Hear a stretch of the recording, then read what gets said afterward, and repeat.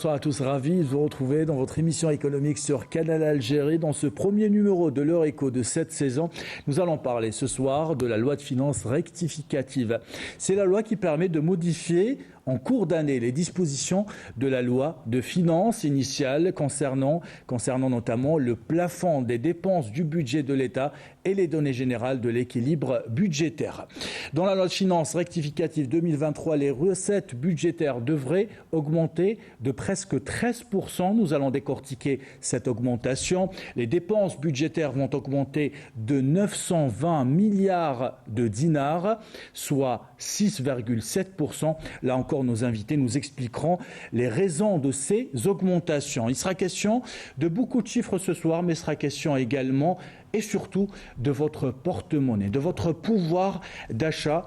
Après cette loi, nous allons parler de votre pouvoir d'achat. Pour en parler, j'ai le plaisir ce soir de recevoir 4 invités. Tout d'abord, Linda Chaben, vous êtes sous-directrice de la mise en œuvre des nouvelles procédures à la Direction générale du budget au ministère des Finances. Vous allez nous éclairer ce soir sur les différentes dispositions de cette loi rectificative.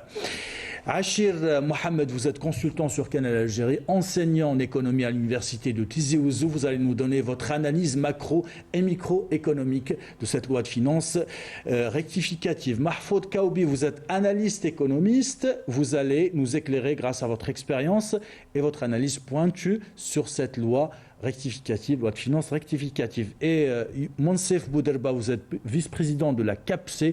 Vous allez nous dire comment la Confédération algérienne du patronat citoyen parle de cette loi rectificative, loi de finances rectificative, et vous allez nous dire aussi vos projections par rapport à cette année. Merci à tous les 4 de participer à ce premier numéro de l'heure éco de cette saison. Et on commence avec vous, Linda Chaben, on commence avec vous. Est-ce que vous pouvez nous présenter en 1 minute 30 les nouveautés de cette loi de finances rectificative ?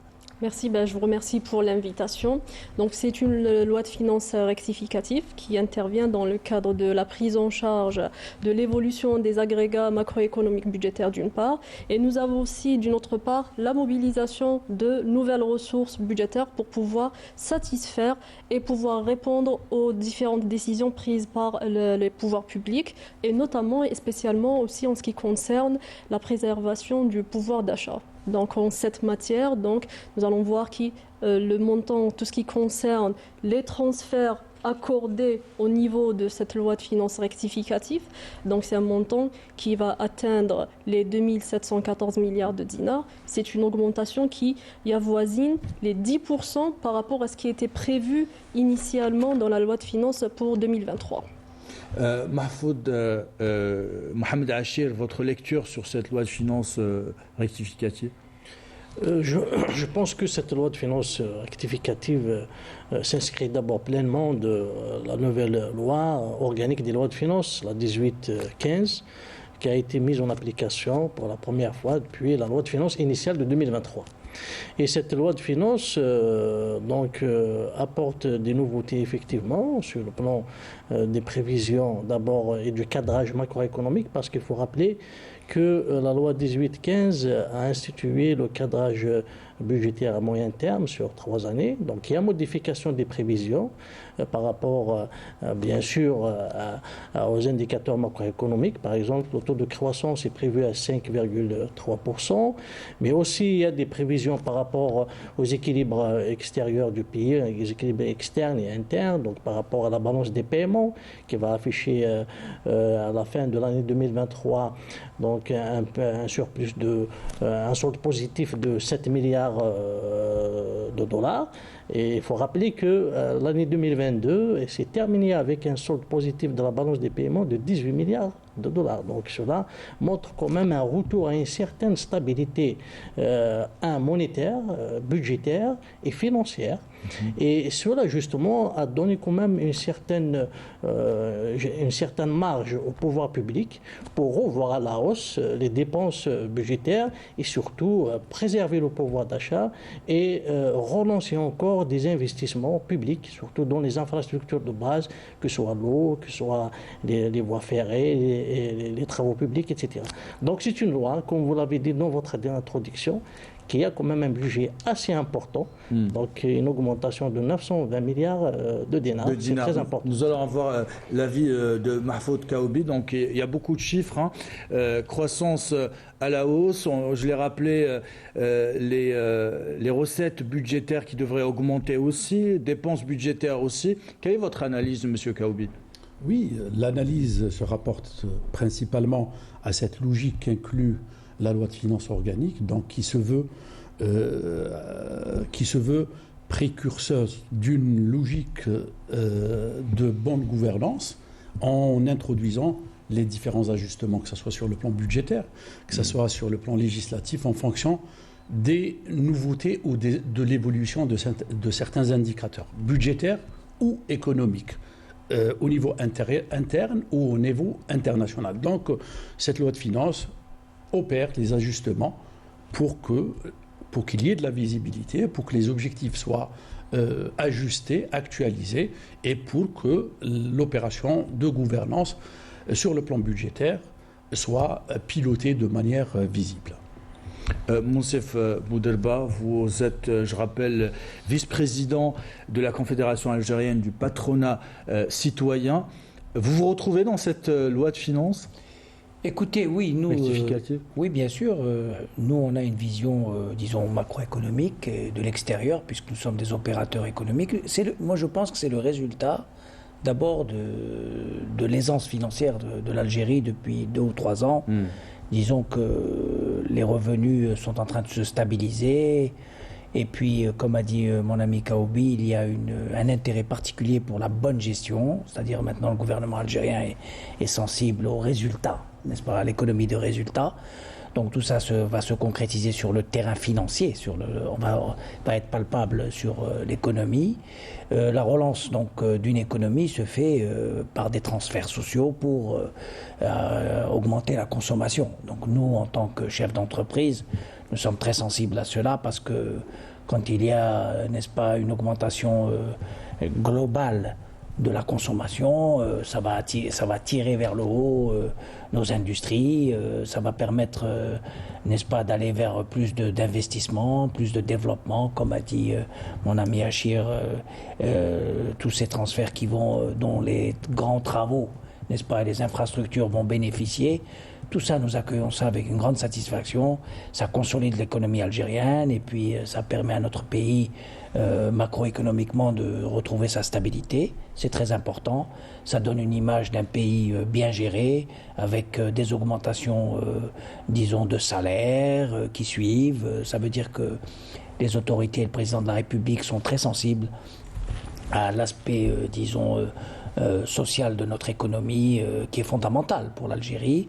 Et en même temps, ça introduit des nouvelles façons de voir les choses avec, disons, des paramètres qui vont nous permettre d'atteindre ce qu'on appelle l'économie de performance avec des résultats tangibles et qui vont donner un coup de pouce à la consommation et à la relance économique par conséquent. Voilà. Linda Chaben, Monsef Boudelba rappelait un point très important, c'est la préservation du pouvoir d'achat. Il a rappelé aussi un autre élément, c'est l'augmentation des salaires. Lors du dernier Conseil des ministres, il y a eu aussi des directives du président de la République pour augmenter aussi la bourse des étudiants qui passe de 1300 dinars à 2000 dinars par mois, revoir les salaires des imams aussi. Donc si on comprend bien, il y a préservation du pouvoir d'achat, investissement massif. Il y a aussi un autre point, c'est assurer la sécurité alimentaire dans notre pays dans un contexte international qui est difficile, il faut le rappeler. C'est exactement. Oui, donc c'est une loi de finances rectificative qui englobe déjà des mesures qui ont été prises auparavant, qui sont inscrites au titre du budget de l'État de l'année 2023.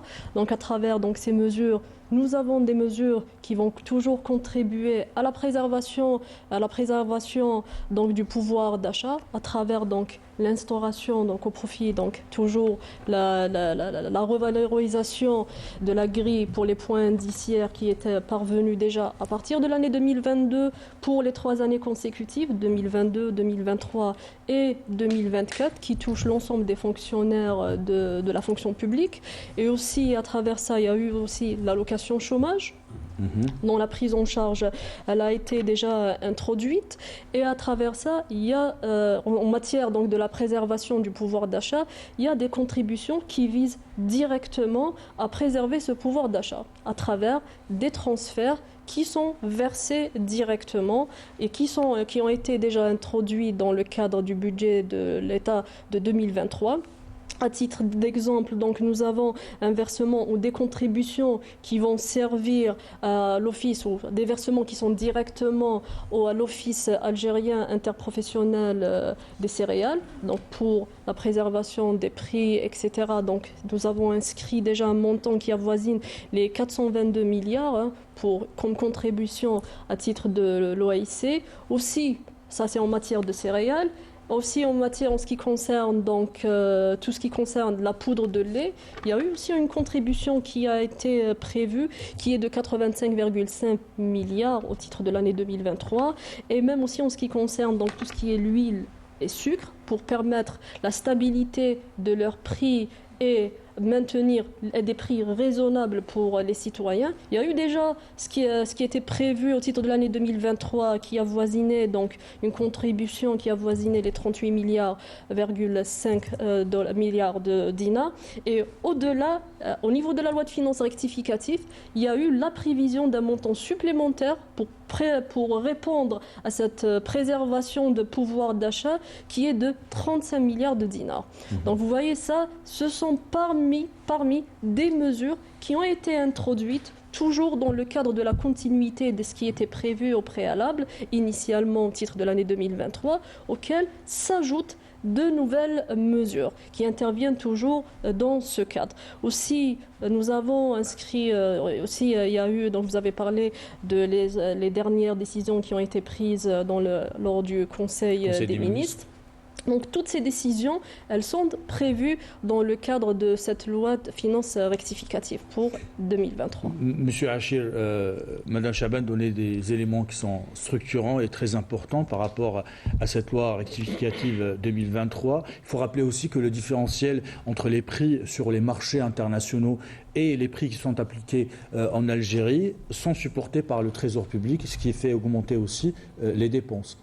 Effectivement, donc c'est toujours dans cette politique sociale de l'État. Donc les pouvoirs publics ont toujours soutenu les prix pour garder le niveau ou bien pour garder le pouvoir d'achat des Algériens. Donc parce que cela s'est appliqué à un coût budgétaire très important, il faut le souligner, surtout depuis la période de la Covid-19, une période dans laquelle il y a eu une perturbation des chaînes de valeur internationales, il y a eu une augmentation très importante des produits de base, du transport international qui a triplé, etc. Et l'Algérie, justement, a préservé le pouvoir d'achat, alors que dans tous les pays du monde, je pense, mais à part les pays qui ont cette politique sociale, donc c'est les citoyens qui ont subi cette volatilité importante des prix sur les marchés, parce que c'est des marchés cotés. Donc pour les céréales, pour même les légumes secs, il vient de nous donner le chiffre quand même qui a été transféré vers ici, justement pour supporter ce différentiel. Et ça rentre toujours dans le cadre de la préservation du pouvoir d'achat, surtout pour les produits de première nécessité.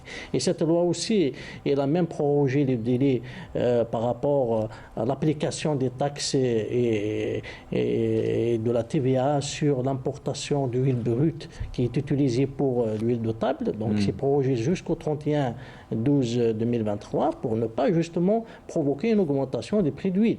Parce que maintenant, les fabricants d'huile de table sont obligés, ils sont en quelque sorte, ils doivent produire l'huile brute au niveau national. Donc là, j'ai envie de faire réagir M. Boudelba sur ce point précisément, M. Achir, si vous permettez, avant de donner la parole à M. Kaoubi. Ces décisions qui sont assumées par l'État pour soutenir le pouvoir d'achat, mais est-ce que la CAPC aussi s'inscrit dans cette logique dans un contexte, je le rappelle, international difficile, de soutenir aussi le pouvoir d'achat des citoyens?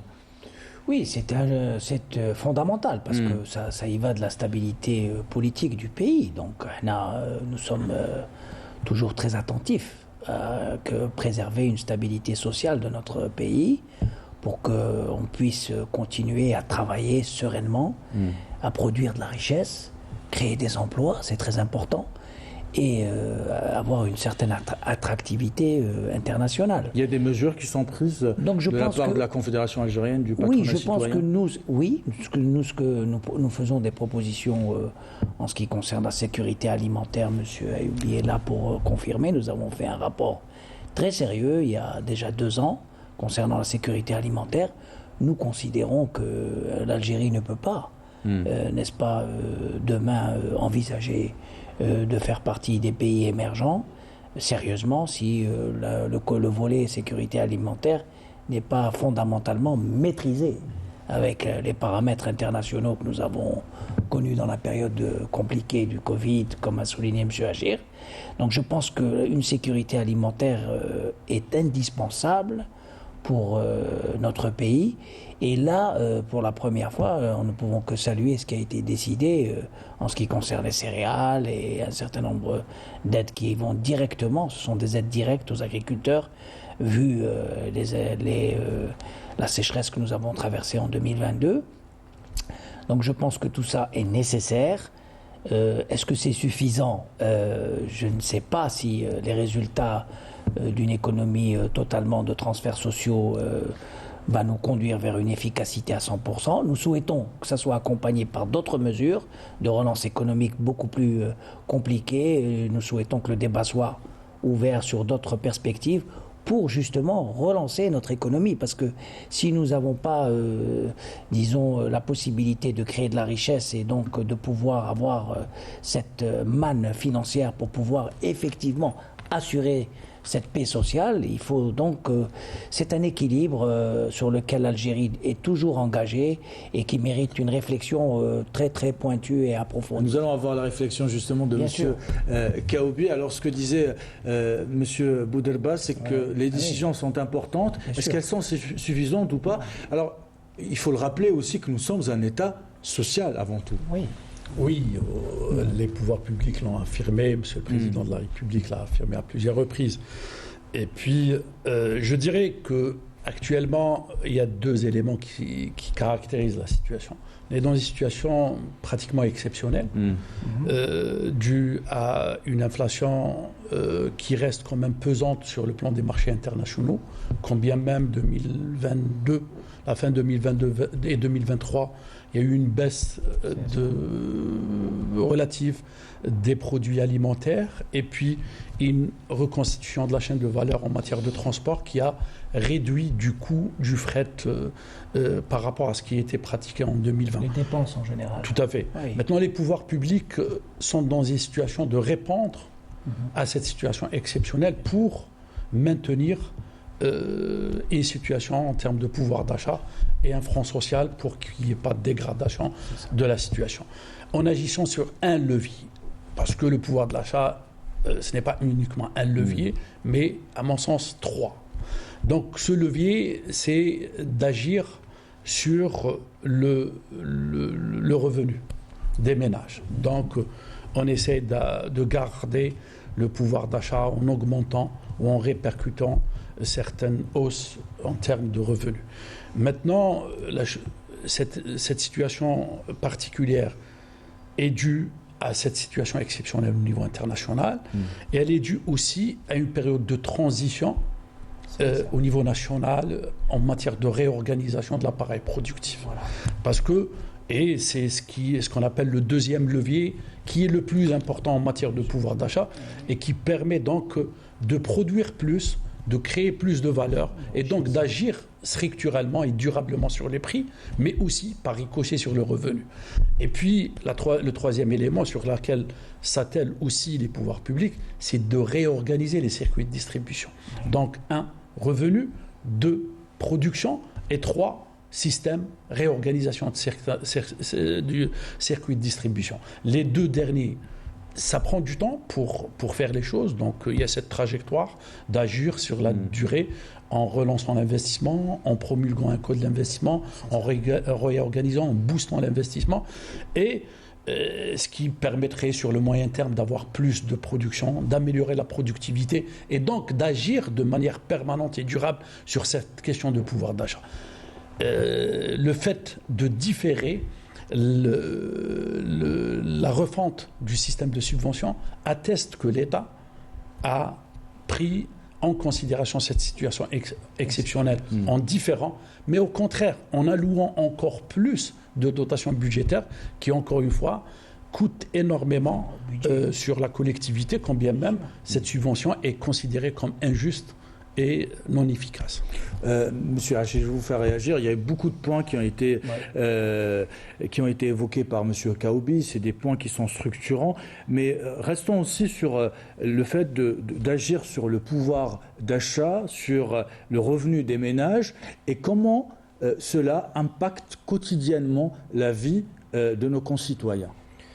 Je pense que, comme vous l'avez bien dit, sur le plan politique et sur le plan principiel, on a choisi un État social depuis 1er novembre 1954. Donc l'Algérie, il est encore dans cette politique sociale et dans cette protection. Et le résultat, je pense, il est là, malgré, bien entendu, l'inflation qui est mondiale. Mais nous sommes classés en termes d'IDH d'abord, premier pays en Afrique. Et nous sommes classés en termes des ODD aussi, réalisation des 17 objectifs du développement durable, premier en Afrique. Et pourquoi pas, dans les 17 objectifs, il y a tout ce volet social, environnemental, il y a même les investissements publics qui sont liés justement aux services de base. L'AEP, l'eau, la santé, l'éducation, les villes, le bien-être, etc., l'égalité. Donc, et cela, justement, est fait grâce à cet effort et à cette politique volontariste de l'État. Maintenant, effectivement, il y a la question de la rationalisation qui se pose, il y a la question de la soutenabilité aussi qui se pose, mais il y a un contexte aussi politique qui se pose. Donc on ne peut pas y aller rapidement vers le ciblage, bien entendu, si on n'a pas préparé donc, des banques de données très fiables, des statistiques très fiables, un recensement très fiable, si on n'a pas encore mis en place un système financier et on a fait un système aussi on a fiscalisé notre économie, hein, on a recensé, on a cadastré encore notre économie aussi, parce que c'est tout un tout, hein, pour identifier réellement les personnes éligibles aux transferts sociaux, aux subventions.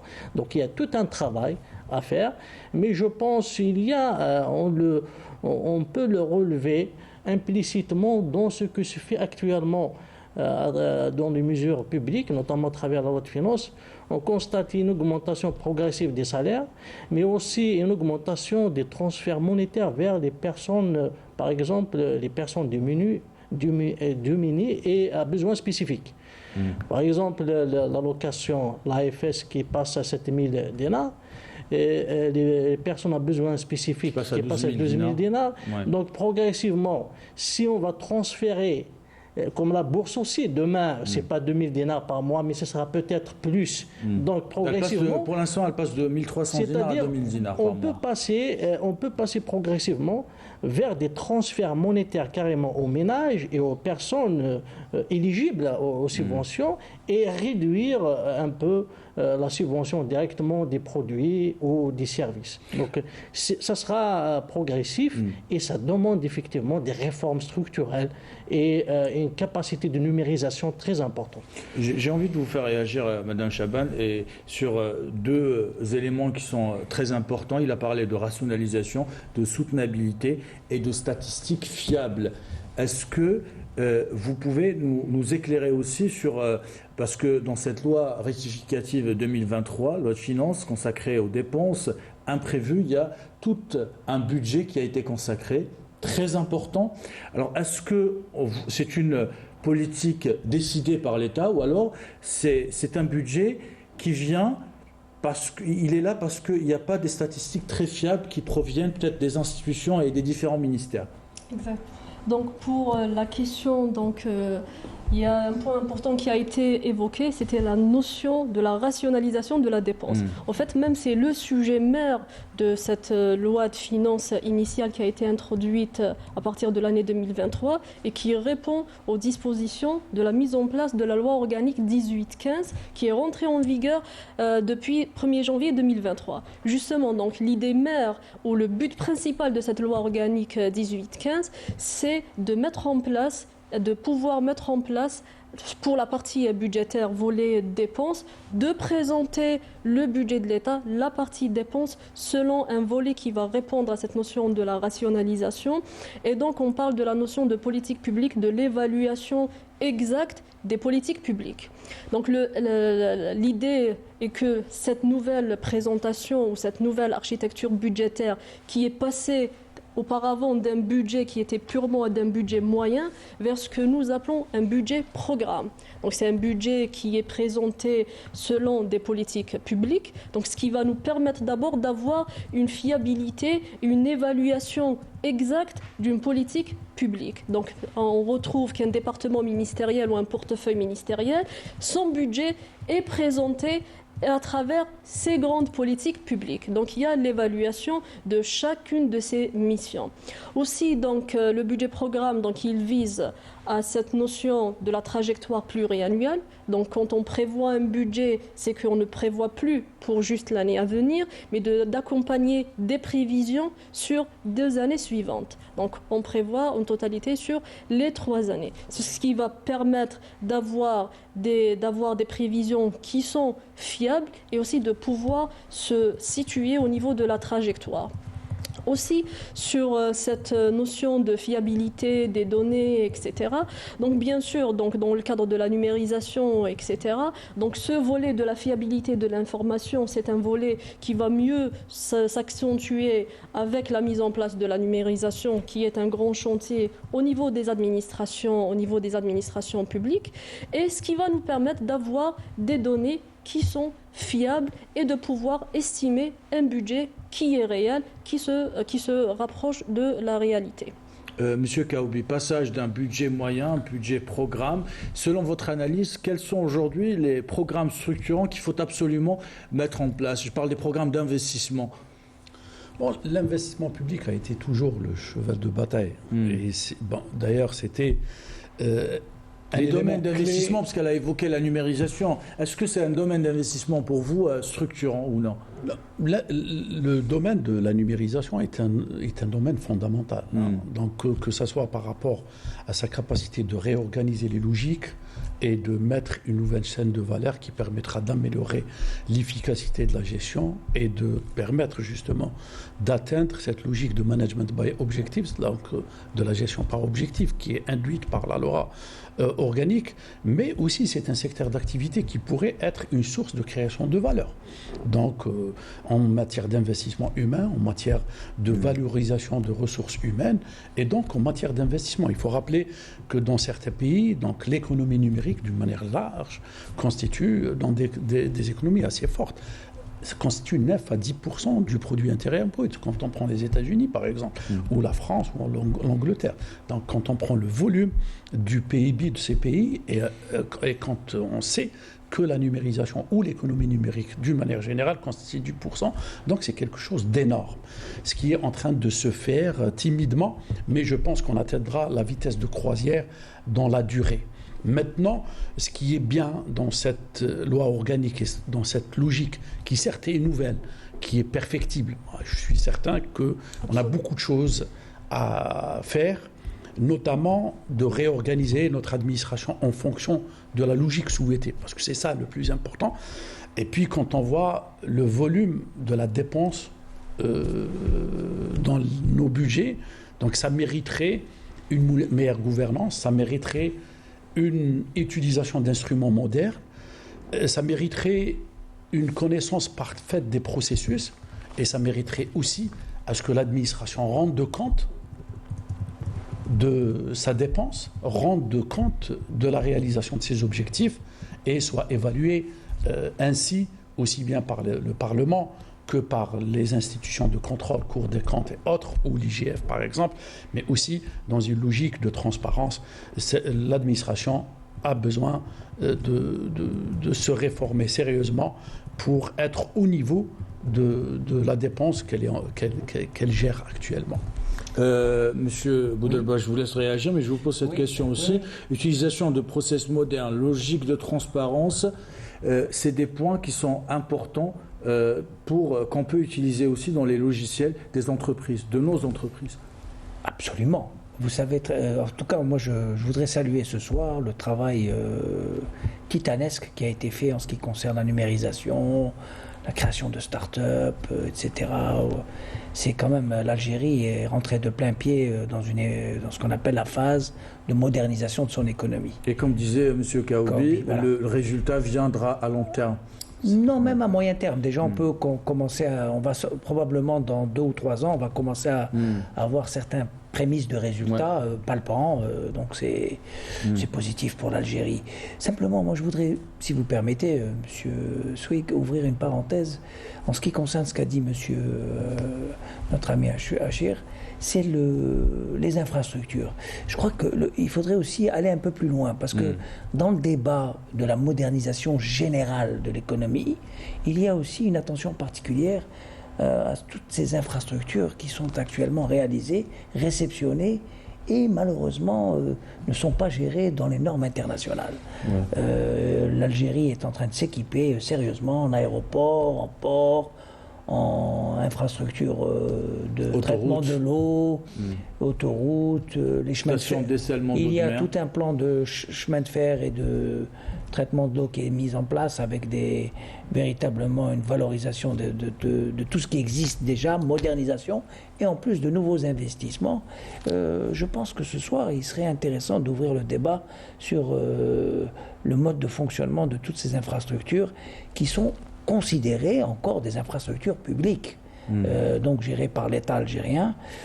On souhaiterait que la numérisation et l'orthodoxie budgétaire qui est actuellement prônée par le gouvernement algérien puissent toucher tout ce volet économique pour que toutes ces infrastructures d'abord soient conservées, bien gérées, dégager des bénéfices. Et j'aimerais rebondir, parce que pour aller jusqu'au bout de cette logique de modernisation et d'instruments, c'est d'aller vers des outils de management, de gestion et même de réalisation d'infrastructures publiques avec de nouveaux modes, de partenariat public-privé, d'autres modes qui ont été déjà annoncés en 2017. Donc, et qui pourraient à la fois permettre à l'État d'être beaucoup plus allégé d'une dépense publique qui est lourde, parce qu'il faut rappeler que le déficit reste énorme.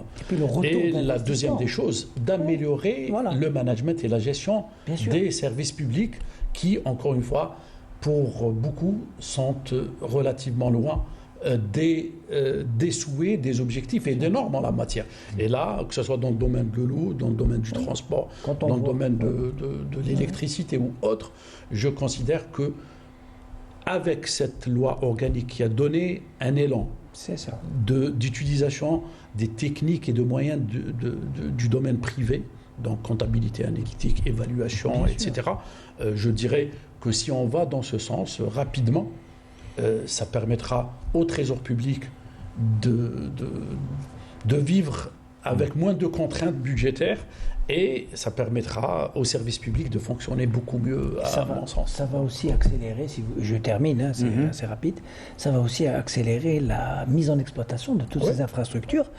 On a vu plusieurs fois des ministres de différents départements aller inaugurer des infrastructures qui ont été faites sur budget de l'État, des sommes colossales.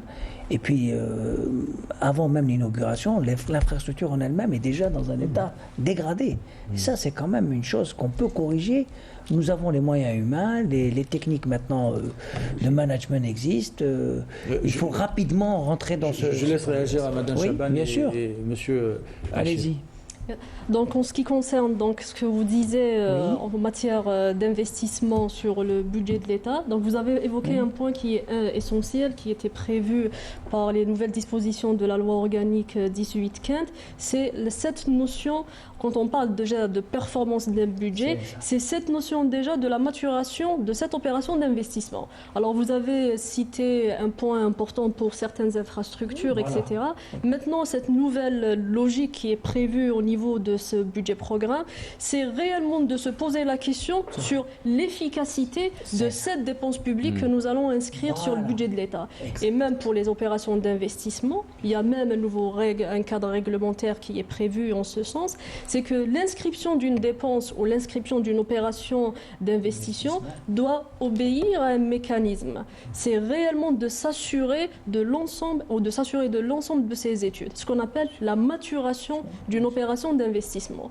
Une fois que cette opération a atteint un niveau de maturation assez suffisant et nous sommes sûrs de son efficacité et aussi son opportunité. Le but aussi du budget programme, c'est est-ce que c'est le moment opportun de pouvoir inscrire cette dépense sur le budget de l'État. Une fois que tous ces éléments sont déjà analysés, on s'est prononcé sur l'opportunité de cette dépense. Cette maturation de ces opérations d'investissement, elles sont inscrites en réalisation sur le budget de l'État en matière d'investissement. Liées à des résultats. Et bien sûr, elles sont liées à des résultats. Il y a l'obligation d'atteindre de résultats. Ce budget programme, finalement, ce sont les nouvelles techniques du management. Effectivement, c'est un budget de résultats, justement. Les programmes doivent être d'abord choisis. Il faut qu'il y ait cette opportunité d'abord de lancer un programme, un projet, et avec des objectifs bien déterminés, des résultats à atteindre, même avec un système d'évaluation. Il y a des indicateurs d'évaluation.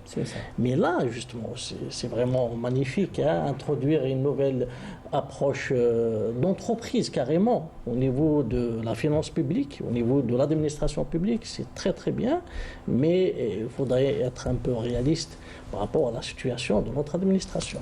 Parce que cela, c'est une démarche en partant du bas, c'est-à-dire il faut que le rapport de priorité d'action, de la sous-action, du programme, ça doit remonter. Donc ça doit remonter de la commune, de l'institution publique au niveau communal, au niveau de la wilaya, des portefeuilles ministériels.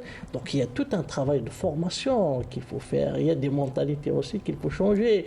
C'est pas comme avant, on entend les inscriptions budgétaires, etc. Chaque année, on a la balance, dépenses, recettes, et puis on a des programmes, on a des inscriptions. Et il y a des inscriptions qui ne sont même pas réalisées.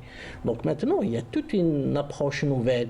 Mais cette approche-là, elle nécessite d'abord une dotation, même en numérique, si on revient par exemple le ministère de l'Intérieur qui a mis une plateforme de gestion des PCD, c'est une plateforme numérique. Donc ça aide quand même à la prise de décision, à l'arbitrage des PCD, à l'évaluer, aux intitulés aussi des PCD, des plans communaux de développement. Donc c'est tout un travail à faire. C'est souhaitable. Maintenant, par rapport au partenariat public-privé, donc c'est également souhaitable, mais ce n'est pas une mince affaire. C'est très difficile à faire. Il y a eu des expériences dans tous les pays du monde et il y a eu beaucoup aussi, c'est-à-dire d'échecs par rapport à une certaine délégation de ce service public. Je pense que ça existe déjà la délégation de service public, mais avec d'autres formes qui nécessitent encore un cadre aussi juridique et des textes d'application plus clairs pour que les ordonnateurs de la dépense publique prennent l'initiative, parce que c'est très important, ils doivent être protégés. Mais partenariat public-privé, effectivement, c'est nécessaire, mais les pouvoirs publics doivent préparer vraiment un cadrage juridique, très important. Qui va, c'est-à-dire prévoir tous les éléments opérationnels de la gestion. Avant de passer à la dernière thématique, je vous laisse réagir, M. Kaoubi. Je partage entièrement ce qui est présenté par M. Haché, mais les choses difficiles sont les choses qui nous font avancer. Si on reste sur la certitude et l'hésitation, moi je dirais qu'on a les moyens. Il faut pousser les gens à travailler, il faut pousser l'excellence à s'affirmer et à être bien récompenser. Parce que si on benchmark, parce que avec le management par objectif, si on ne met pas les différences entre deux produits en concurrence, c'est comme on n'a rien fait. Numériser, ce n'est pas de mettre des micros et des logiciels. Non. C'est justement d'avoir des profils qui répondent à cette logique. Et certes, on doit se donner le temps, on doit se donner les moyens, mais sans motivation et sans prise de risque, parce que la prise de risque est l'élément fondamental dans la gestion privée. Et dans la gestion publique, si on ne met pas ça, et on ne met pas les systèmes de rémunération, de récompense en concurrence, l'architecture restera imparfaite et ne va pas aller jusqu'au bout. Et les logiques de consommation de budget vont prévaloir par rapport aux logiques de réalisation d'objectifs et de compétition qui doivent être présentes dans le terrain. C'est là-bas la même chose avec le partenariat public-privé. Des pays beaucoup moins avancés en matière de capacité de ressources humaines se sont améliorés avec le temps. Ils ont pu. Parce qu'aujourd'hui, on a les moyens financiers, on a les moyens budgétaires. Ça coûte énormément à la collectivité, la mauvaise gestion. Absolument. Les retards en matière de réalisation, à chaque fois, le Premier ministre, il revient sur... Et puis, il appuie ça par rapport à des budgets qui sont réévalués systématiquement, et ça coûte à la collectivité. Au jour d'aujourd'hui, la culture de l'apport, de la maturation imparfaite, tout cela nous coûte. Et il y a des moyens pour pallier à tout cela. Oui. Je dirais que la première génération de réformes a été faite. On doit se lancer dans la deuxième génération de réformes, qui est celle de construire, de bâtir et de prendre des risques, parce qu'on a les moyens de prendre des risques et de réaliser des choses beaucoup plus importantes dans l'avenir. Monsieur Boudelba, oui. Des éléments importants, deuxième génération d'investissement, de réforme plutôt, d'investissement, pourquoi pas aussi, benchmarking, prise de risque, public-privé. Oui, parce que l'État, quand même, comme a dit M. Achir et M. Kaoubi, l'État investi. On va citer un cas très simple. Par exemple, une APC, une mairie. Toutes les mairies d'Algérie, elles ont bénéficié d'un programme spécial de ce qu'on appelle les espaces sportifs, tout ça. Ouais. Toutes les mairies, pas uniquement à Alger, ont réalisé des dizaines, des centaines d'espaces pour les jeunes, pour faire du sport, etc., de détente. Il y a la culture maintenant, c'est très à la mode de parcs de loisirs. On encourage dans toutes les wilayas les parcs de loisirs, de détente. On considère que l'Algérien, il doit avoir le temps de se reposer et de se détendre. Mais il y a beaucoup de ces infrastructures qui sont livrées à elles-mêmes. C'est quand même assez scandaleux. C'est terrible. Pourquoi l'APC a réalisé, le ministère des Finances, il y a eu les enveloppes, tout a été fait, budgétisé, c'est payé, c'est réceptionné, c'est inauguré. La gestion, c'est inauguré, et puis après c'est abandonné à l'air libre, c'est laissé sans gestion, alors qu'on pourrait organiser très rapidement des comités de quartier. Pas dans toutes les APC, des APC qui sont très bien organisés. Non, mais c'est des comités de quartier, c'est des associations de jeunes à qui on peut signer des contrats très simples, comme ça, revolving, avec un timing et puis une évaluation, comme a dit M. Achir. C'est important de pouvoir évoluer les projets, mais donner la possibilité aux jeunes d'imprégner la culture managériale. Ça, c'est très important, avec l'obligation de résultat. Et nous allons rester dans ce contexte managérial pour clore cette émission. On va faire un dernier tour de table, madame, messieurs, le temps presse. Alors, nous ne pouvons pas évoquer cette loi de finances rectificative sans parler de ce contexte international. Monsieur Kaoubi, qui nous impose de nouveaux réflexes, des décisions importantes aussi. Nous sommes réveillés avec un nouveau monde il y a quelques années. Et puis, on s'est rendu compte, plus que jamais, que nous vivons dans un monde globalisé, non pas mondialisé, mais globalisé. Ce qui se passe de l'autre côté de la planète nous impacte inévitablement et immédiatement. Oui, l'interdépendance est trop forte, les degrés de corrélation sont très élevés. Ouais. Et donc, ça nous pousse aujourd'hui à améliorer notre gouvernance, à compter notre argent, d'être beaucoup plus rationnel et de réaliser le maximum de résultats avec le minimum de moyens. Économiser plus, nous remettre en cause d'une manière systématique, améliorer notre gouvernance et donc répondre à nos besoins avec peu de moyens, parce que le monde de demain les ressources, dans le monde de demain, les ressources seront beaucoup plus rares et seront beaucoup plus coûteuses. Monsieur Hachir. Oui, je pense que le contexte économique mondial actuel reste toujours dans la phase d'après Covid-19, parce que c'est un choc très important, mais aussi avec le conflit russo-ukrainien, donc il y a encore des perturbations un peu par rapport aux chaînes de valeur mondiales. Mais l'Algérie, quand même, elle a su maîtriser ces deux chocs, parce que l'Algérie a reçu aussi un choc pétrolier en 2020, avril 2020, qui était un choc très important. Les prix du pétrole ont baissé jusqu'à $11 pour le Sahara Blend, le prix de référence du pétrole algérien. Donc maintenant, aujourd'hui, on est en 2023, et les prévisions de la loi de finances rectificative nous donnent, pour 2024 même, nous donnent donc des indicateurs au vert. Et nous devons profiter de cette stabilité. On a gagné une stabilité monétaire, une stabilité financière, même une stabilité budgétaire, même si on a un déficit très important de 3 000 milliards de dinars. Mais si on voit les 1 900 milliards de dinars dans le fonds de régulation de recettes, cela veut dire qu'on est en équilibre. On est dans la stabilité. Mais cela ne veut pas dire qu'on a échappé quand même à une éventuelle tension ou un choc international. Donc il ne faut pas y aller trop dans la dépense s'il n'y a pas de retour sur investissement. Il faut y aller un retour sur investissement.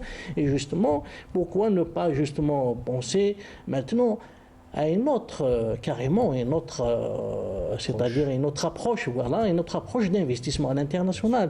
Pourquoi on a une petite aisance financière maintenant, pourquoi ne pas investir à l'étranger? Pourquoi ne pas avoir des participations dans des entreprises? Vous savez qu'il y a une opportunité actuellement pour l'Algérie, pour investir, parce qu'il y a beaucoup de crises qui frappent économiques, qui frappent des économies avancées, européennes notamment. Donc un fonds souverain, par exemple, à instituer en Algérie, pourrait en profiter maintenant de certaines opportunités d'investissement. D'abord, internationaliser notre système financier, mais aussi capter des profits auprès de ces participations. Ce que disait aussi M. Kaoubi sur la prise de risque. Ce que vient de soulever M. Hachir, c'est quand même très courageux de sa part, et j'adhère totalement à cette idée. L'Algérie, aujourd'hui, elle est dans une situation géostratégique avec la redistribution des cartes, avec le conflit ukrainien. Nous avons une énergie abordable. Nous avons une longue tradition de relations internationales de neutralité. Et la diplomatie algérienne est reconnue comme étant une diplomatie qui a toujours été une diplomatie au service de son propre intérêt. Avec des principes immuables. Son propre intérêt, c'est très important de souligner ce soir. Ça veut dire que l'Algérie obéit tout d'abord à ce qu'a dit M. Hachir, le retour de l'investissement pour notre pays. Donc une action sur le plan international d'investissement avec la création des banques qui sont en train de s'installer en Afrique, et il devrait y aller assez rapidement aussi au Moyen-Orient, parce que le Moyen-Orient, c'est une place financière importante, va donner à l'Algérie une possibilité d'entrer dans le commerce et la finance mondiale. C'est à encourager, parce que nous avons les fonds disponibles. Allons-y avec courage et détermination. Un petit mot, Mme Chaban. Absolument. Donc même en ce qui concerne donc le contexte international, donc même au niveau donc de la loi de finances rectificative, c'est que en parallèle de tout ce contexte qui semble un peu pessimiste, pour nous aussi, il y a cet aspect qui est très optimiste, c'est la prévision de la hausse en ce qui concerne la prévision de la fiscalité pétrolière. Donc on pourrait éventuellement profiter pour pouvoir répondre à des besoins supplémentaires et les décisions qui sont prises par les pouvoirs publics. Merci beaucoup à tous les quatre d'avoir... d'avoir une fiscalité ordinaire qui va couvrir au moins le budget de fonctionnement. Très bien. Merci à tous les quatre. Le débat est passionnant d'avoir participé à cette émission de l'heure éco. Merci Linda Chabed, vous êtes sous-directrice de la mise en œuvre des nouvelles procédures à la Direction générale du budget au ministère des Finances. Mohamed Hachir, vous êtes notre consultant, vous êtes enseignant en économie à l'université de Tizi Ouzou. Mahfoud Kaoubi, vous êtes notre analyste économiste aussi. Monsef Bouderba, vous êtes vice-président de la Confédération algérienne du patronat citoyen. Merci à vous d'avoir suivi cette émission. Elle a été réalisée par Boulis Abou Nejma. J'ai eu le plaisir de la préparer avec Halim Yaïch et Farah Tibouche. J'aurai le plaisir de vous retrouver à partir de demain pour le journal de 19h. Belle soirée.